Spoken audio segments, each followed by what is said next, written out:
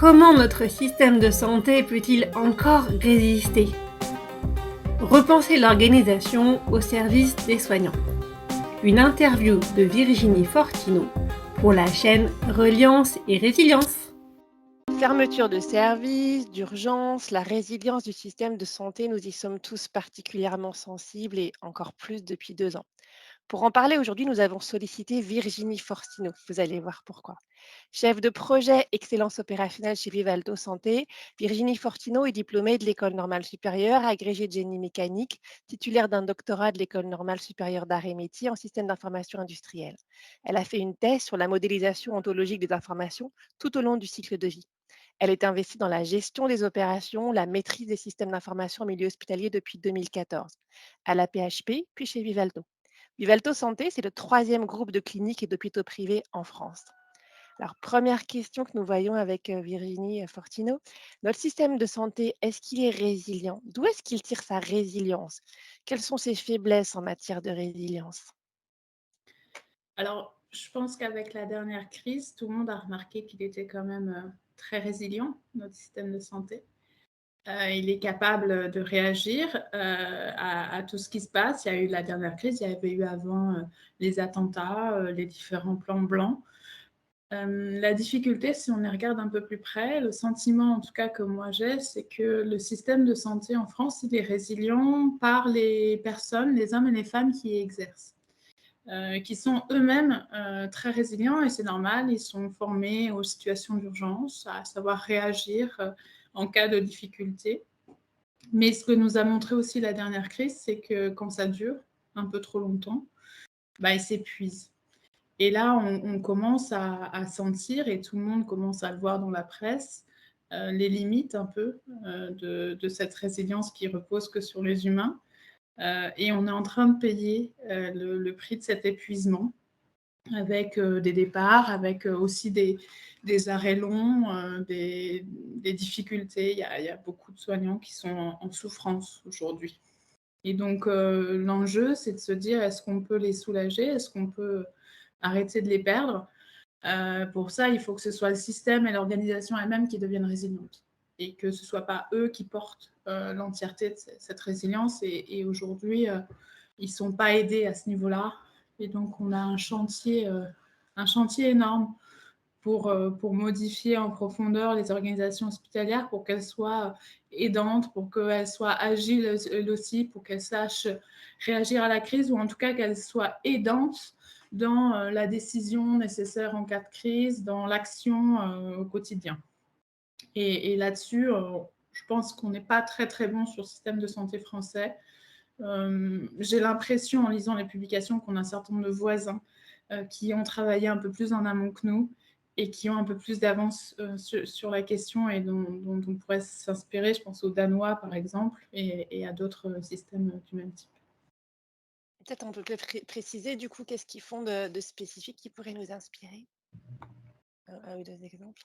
Alors, je pense que la question de la performance et donc de la résilience du système de santé, elle est multifactorielle. Il y a plein d'éléments à traiter. On est quand même dans un système en France où la santé est un service public. Et donc, qu'on exerce en libéral, dans le privé ou dans le public, tout ça est régi par l'État. Les tarifs sont conditionnés au niveau du ministère de la Santé, etc. Donc, il y a énormément de choses qui se situent à ce niveau-là, sur des questions de gouvernance, de financement.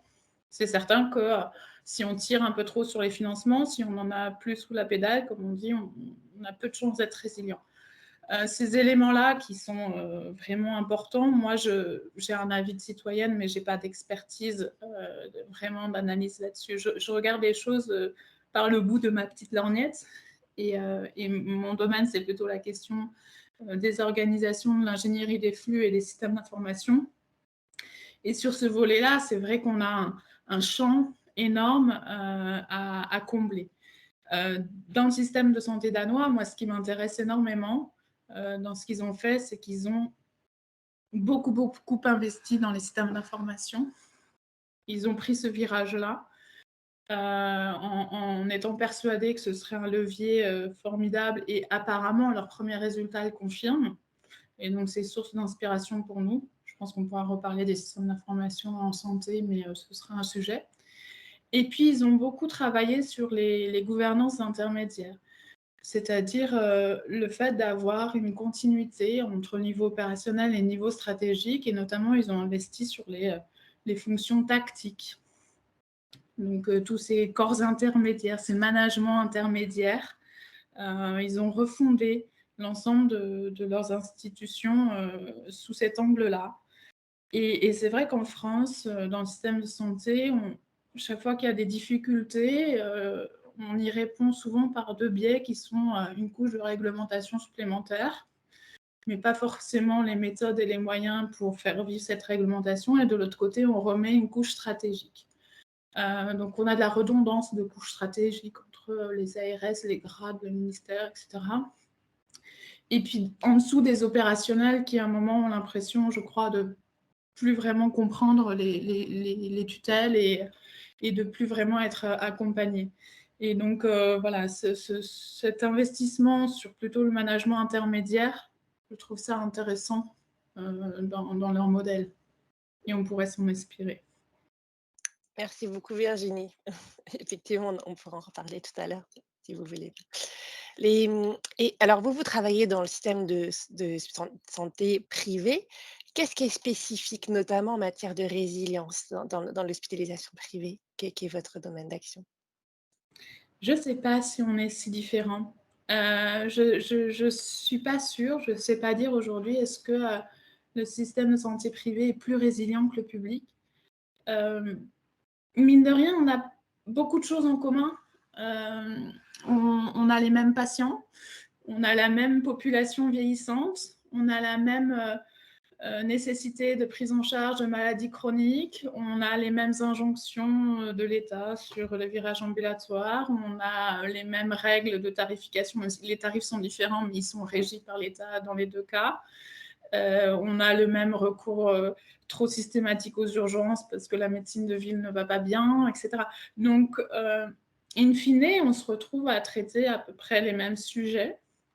Il y a peut-être un élément un peu différent dans le système de santé privé, en tout cas de ce que j'ai pu voir pour le moment, parce que ça ne fait pas très longtemps que j'y suis, puis je pense que je ne maîtrise pas tous les aspects. C'est quand même une certaine plasticité en termes de gouvernance et d'organisation qu'on n'a pas dans le public. C'est-à-dire qu'un groupe privé, il est quand même maître de son destin, il définit sa stratégie. S'il veut tenter autre chose au niveau de son organigramme, eh bien, il a la liberté de le faire. Alors que dans le public, on est régi par des corps. Voilà, pour occuper certaines fonctions, il faut faire partie de corps. Il y a des instances qui sont définies de manière exogène à l'établissement. Il y a des réglementations, enfin voilà, il y a des codes des marchés publics, il y a toutes sortes de choses qui font qu'en termes même de gouvernance, en fait, le site hospitalier, il n'est pas vraiment maître de son destin. Quand on a fait les groupements hospitaliers de territoire, on n'a pas été demandé à chaque centre hospitalier ce qu'il avait envie de se rattacher au gros CHU du coin et d'être mêlé à tout ça ou pas. En fait, il n'a pas choisi, ce sont des politiques publiques. Et donc, quand on veut faire évoluer un peu les organisations, faire un peu des innovations managériales dans le service public, c'est beaucoup plus compliqué. Et donc, en termes d'adaptation au aux métiers qui changent, enfin, la dernière crise, elle a changé beaucoup de choses sur le rapport au télétravail, sur le rapport au travail dans l'absolu. Quand on n'a pas la possibilité de changer ces gouvernances, c'est probablement un peu plus compliqué. Et là-dessus, on a peut-être cette agilité un peu plus grande dans le privé. Mais après, on soigne les mêmes patients, in fine.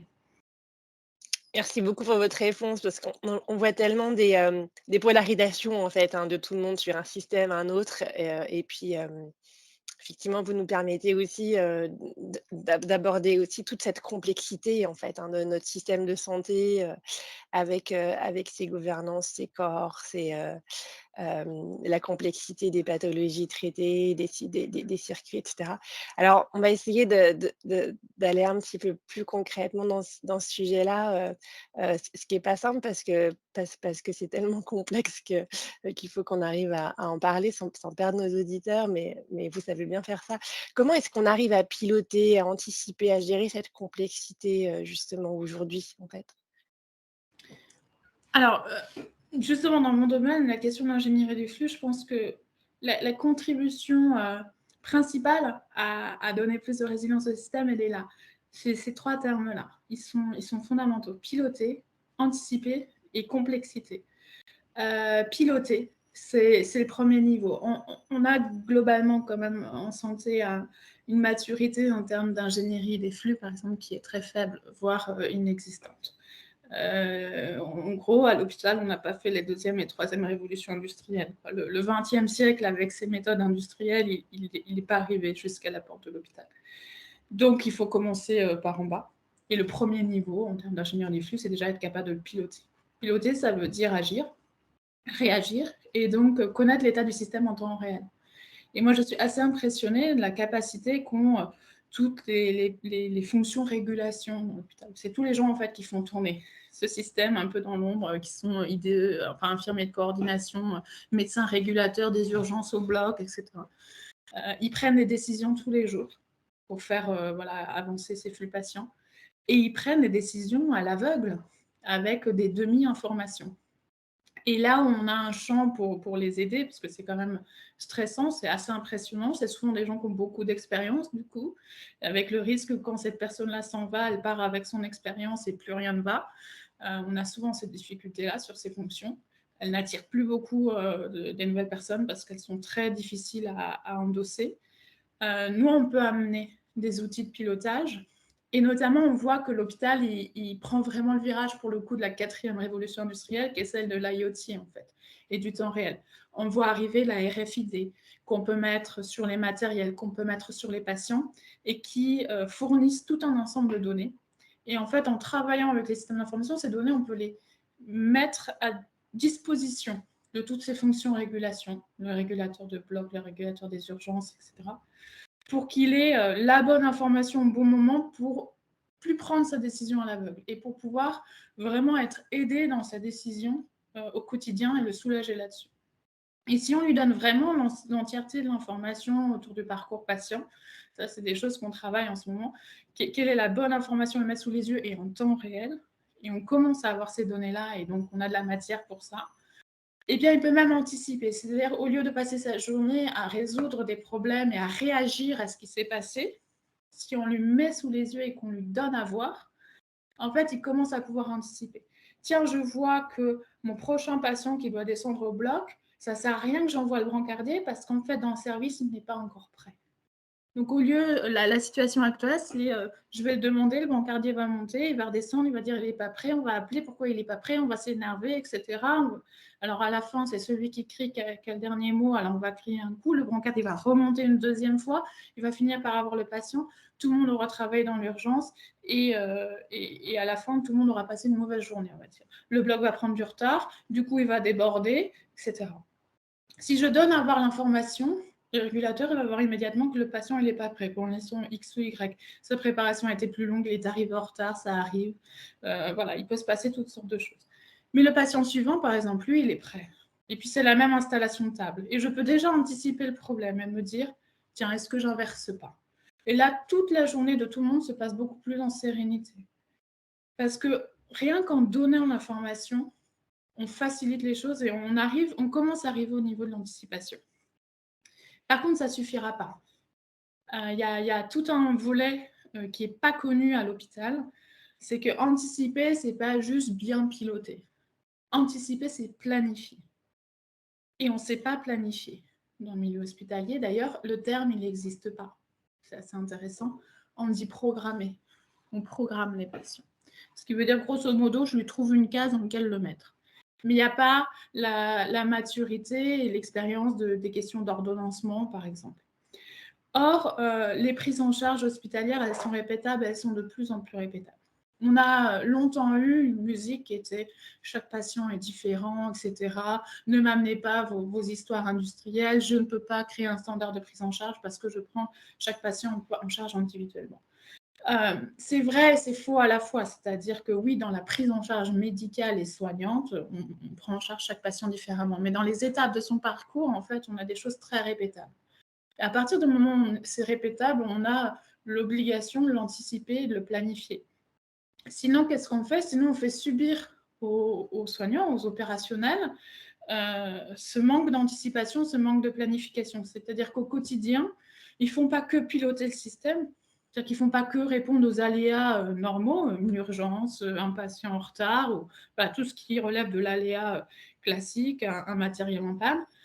Ils ont plein de bruit à gérer, qui est le résultat du fait qu'on n'a pas planifié, qu'on n'a pas mis en œuvre une anticipation vraiment formalisée. Et donc, si on développait toutes les méthodes de planification, je pense qu'on soulagerait énormément dans leur travail les opérationnels, on enlèverait beaucoup de bruit. Et donc, en enlevant du bruit, on amène de la sérénité et donc une plus grande capacité à répondre aux réels aléas, à les réelles urgences, parce qu'on n'a plus que ça à gérer et pas tout le reste. Et donc, c'est un élément très important, je pense, dans la résilience du système, d'être capable d'anticiper tout ce qui est anticipable. Et avec le virage ambulatoire, on est sur des prises en charge hospitalières qui sont de plus en plus en fait condensées, mais aussi de plus en plus répétables. Quand vous traitez en hôpital de jour le pied diabétique, vous faites à chaque séance à peu près la même chose. Quand vous faites un diagnostic d'obésité sévère, vous faites à chaque séance à peu près la même chose pour tous les patients. Et donc tout ça, ça s'organise en fait en amont. Et donc c'est un élément très très important parce qu'il y a la souffrance aujourd'hui sur ces fonctions. Les IDE de coordination, les infirmiers de coordination qui doivent planifier toutes ces séances pour les patients sont des postes où il y a énormément de burn-out et énormément de souffrance parce qu'aujourd'hui, ils ont entre les mains essentiellement des DECT, des téléphones, des fax. Il y a énormément de fax dans le système de santé et puis leur bonne volonté et des crayons de bois. Et ça, c'est une difficulté importante. Et après, le problème, il est complexe. Donc, effectivement, on ne peut pas juste attendre que l'encadrement ou ces fonctions de régulation fassent ça avec leur bonne volonté. C'est-à-dire qu'il faut travailler les méthodes et avoir l'outil. Et donc, ça veut dire que chaque fois qu'on amène une méthode d'organisation, il faut réussir à intégrer le système d'information et à l'outiller et à faire en sorte que qu'on leur propose autre chose qu'un crayon. Sinon, ça ne fonctionne pas. Et ça, c'est une étape compliquée, de réussir à amener à la fois la méthode et l'outil qui va avec. Merci beaucoup Virginie, c'est vraiment passionnant. Et donc il y a la méthode, les outils et puis les liens entre les hommes et les femmes, qui peuvent, favoriser la résilience. On imagine, on interprète un peu en vous écoutant, en fait, tous ces moments où, effectivement des personnes vont se débrouiller entre elles, trouver des solutions. Parfois quand, dans l'exemple que vous nous donniez, très concret, on voit bien comment ça peut la limiter ces liens-là. Alors, à la fois avec comment est-ce qu'on travaille, la reliance, les méthodes, les outils ensemble pour favoriser la résilience et peut-être avant, en fait, aujourd'hui, qu'est-ce qui fonctionne, qu'est-ce qui fonctionne pas dans ces liens, dans ce qu'on peut appeler cette reliance entre les hommes et les femmes, dans le milieu hospitalier et puis sur lequel sans doute vous travaillez avec les méthodes et les outils? Oui, le lien entre les hommes et les femmes. Clairement, on est dans un milieu où il y a une appartenance qui est forte, hein, et il y a beaucoup d'entraide et de notions d'équipe. Cependant, et ça rejoint la question de la complexité. Moi, personnellement, je suis convaincue que pour résoudre un problème complexe, et la gestion du système hospitalier est un problème complexe, et notamment parce qu'on est en implantation fonctionnelle, donc on a des flux et des choses qu'on ne peut pas gérer juste à la main. On a besoin, on est vraiment sur quelque chose de plus complexe que ça. Je pense qu'il faut réussir à regarder le problème à 360 degrés quand on a un problème complexe. Et pour ça, moi, je pense qu'il faut de la pluridisciplinarité. Et ça, c'est peut-être un élément de faiblesse, particulièrement dans le public. C'est-à-dire que comme on a des corps sur les différentes fonctions, en fait, on a des profils très répétables, que ce soit bien sûr au niveau de médecine, mais surtout au niveau, par exemple, des administrateurs et des directions. Et donc, on n'a pas la diversité de profils qui est nécessaire pour pouvoir justement se dire on travaille ensemble sur ce problème complexe. Et ça, c'est une grande difficulté. L'hôpital, il souffre un peu de l'entre-soi, en fait. Et il y a même des métiers qui n'existent pas. Des métiers qu'on voit dans toutes les autres entreprises qui, à l'hôpital, n'existent pas parce qu'il n'y a pas cette culture-là. Et je pense que c'est une grande difficulté pour être capable de gérer la complexité. Et par ailleurs, aussi surprenant que ça puisse paraître, moi j'ai vu beaucoup d'usines, beaucoup d'industries, beaucoup d'entreprises dans mes expériences professionnelles précédentes. J'ai rarement vu des milieux aussi verticalisés en fait qu'à l'hôpital. Il y a eu vraiment une vague, je pense, à un moment tayloriste, je ne connais pas tout l'historique. Et donc, c'est un milieu qui reste très siloté. Il y a quelque chose d'intéressant pour justement travailler cette notion de reliance et de résilience qu'on va puiser dans les méthodes industrielles, c'est toutes les approches processus en fait.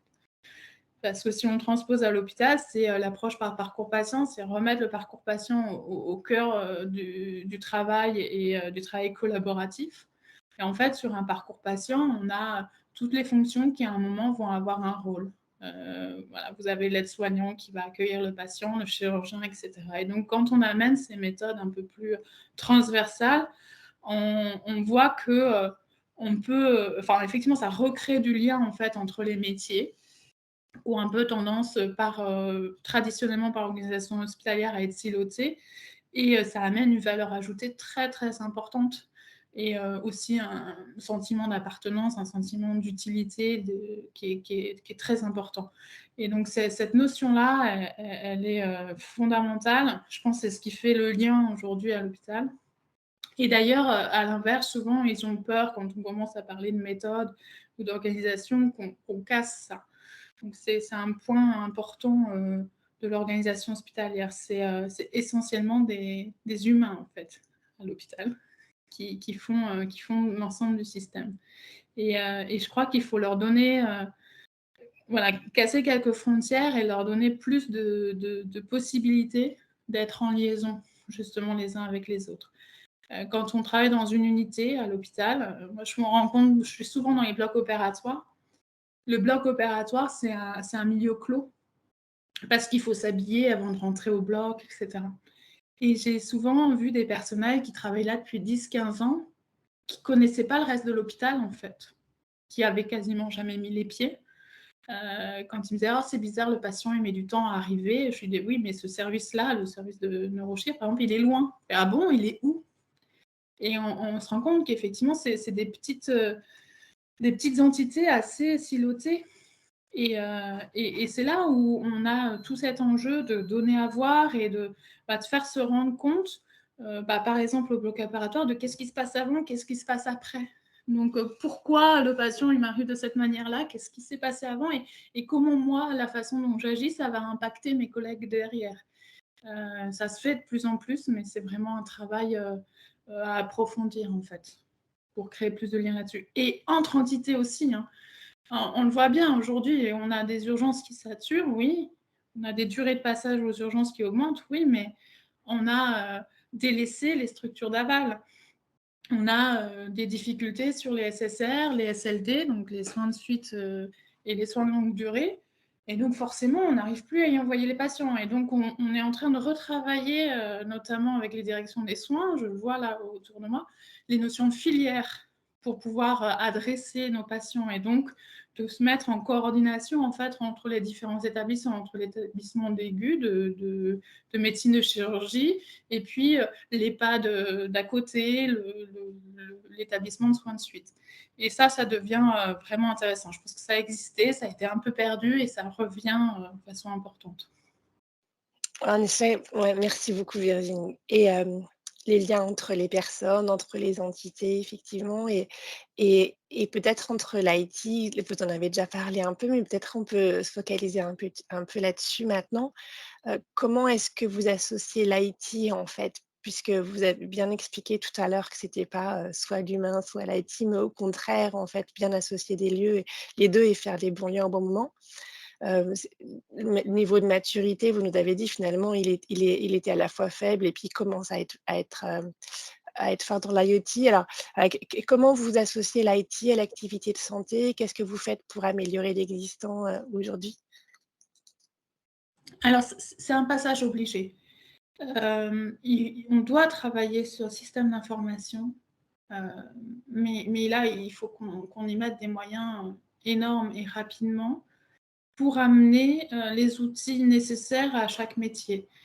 Si je devais évaluer par rapport au système d'information industriel ou du nucléaire, ou voilà, que j'ai pu étudier par le passé, je pense qu'on est à entre 15 et 20 ans de retard au système d'information de santé.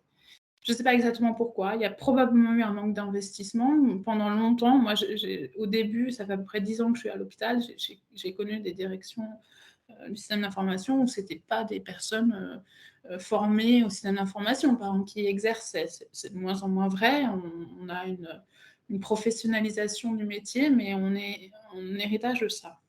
Et ça a un impact considérable sur les conditions de travail des soignants et des médecins.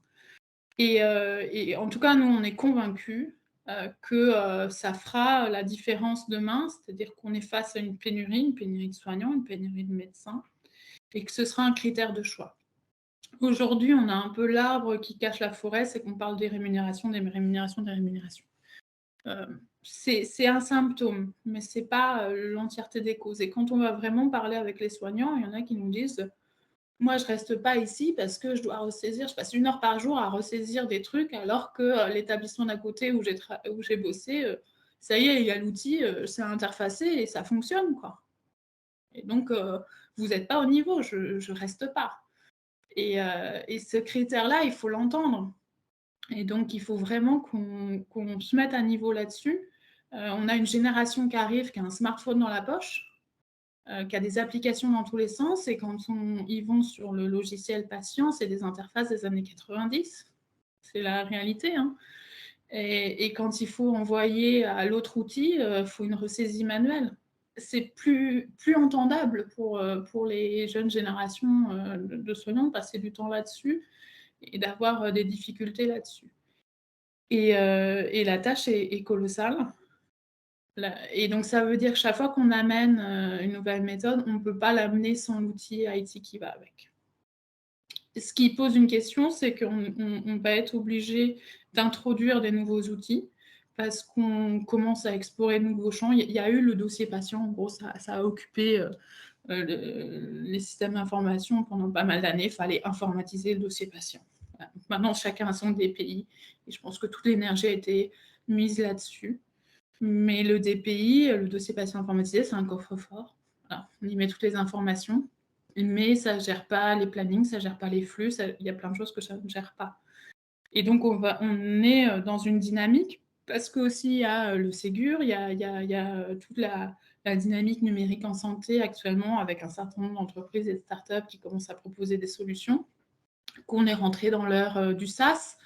Et donc, on peut avoir rapidement des solutions en mode software as a service. Eh bien, il va falloir être capable de les intégrer. Donc, ça pose des questions d'interopérabilité, sur lesquelles on a des retards assez importants globalement en santé. C'est-à-dire notre capacité à un moment à prendre une nouvelle solution et à venir la connecter aux outils existants, elle est assez faible.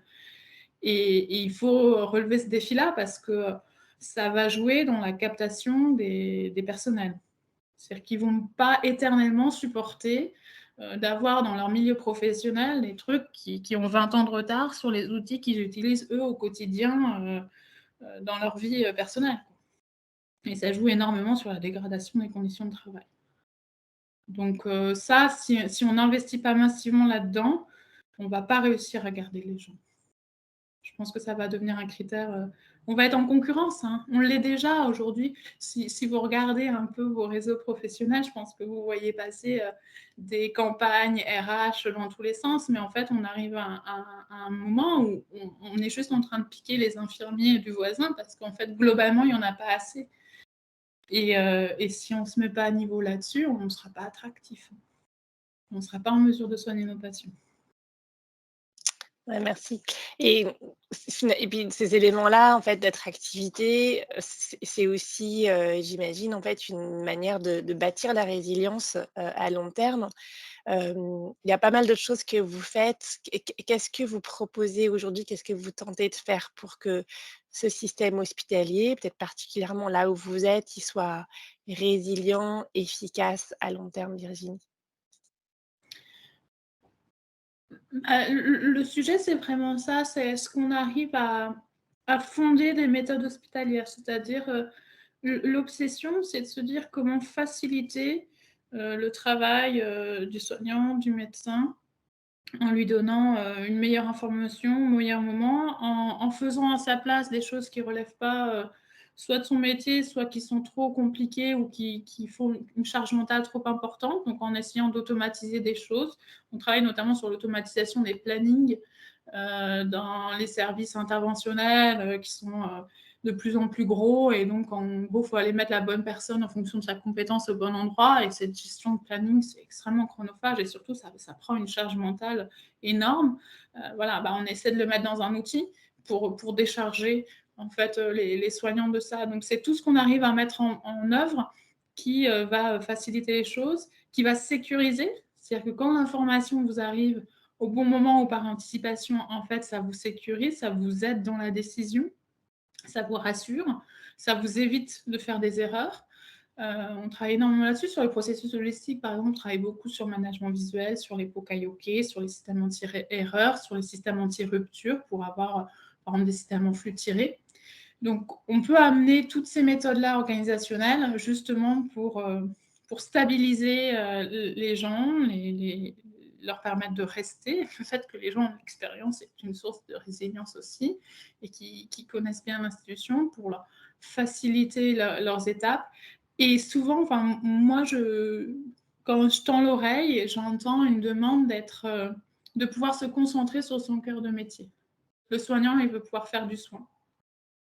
Et pour que le soignant il puisse faire du soin, il puisse le faire en sérénité et il puisse vraiment se concentrer là-dessus, il faut qu'on lui amène tout le reste. Donc, il faut qu'on ait des fonctions support qui soient efficientes, qui soient performantes et voilà, qu'il n'ait plus lui-même à gérer le fait qu'il n'y ait plus le produit dans sa réserve et qu'il faut passer une commande, etc., etc. Et donc, c'est tout ce champ-là qu'on investit parce que bon, c'est mon métier, donc c'est là-dessus que moi je peux avoir une contribution. Ça ne veut pas dire qu'il n'y a pas d'autres choses à faire globalement dans l'hôpital. En tout cas, moi, c'est là que je peux agir, en fait, au service du patient, et, du soignant. Et si on est au service du soignant, on sera forcément au service du patient. Si on a fait en sorte que les choses sont bien anticipées, et ben, le patient, il ne va pas être renvoyé chez lui, il va être pris en charge en sérénité et donc en qualité et en sécurité. Donc tout ce qu'on fait sur les actions qui participent à la QVT par l'amélioration de l'organisation, elle est forcément, in fine, au service de la qualité de prise en charge du patient. Parce que c'est les soignants, les médecins qui prennent en charge les patients. Et donc la liaison, elle est immédiate. Un grand merci Virginie, c'était, hyper clair et ça nous donne, je trouve, beaucoup d'espoir parce qu'on a parfois l'impression en lisant la presse que le système hospitalier est en train de s'effondrer. Avec vous, on a vu, plein de choses qui pouvaient être faites et qui sont en train d'être faites et dans lesquelles vous démenez, bah, pour que ça soit amélioré et on a l'impression grâce à vous que ça peut changer dans le bon sens et qu'effectivement il faut des investissements très importants, mais que c'est peut-être possible, hein. Donc ça nous donne beaucoup d'espoir. Merci beaucoup pour cette note optimiste et puis, merci infiniment pour cet entretien. Merci.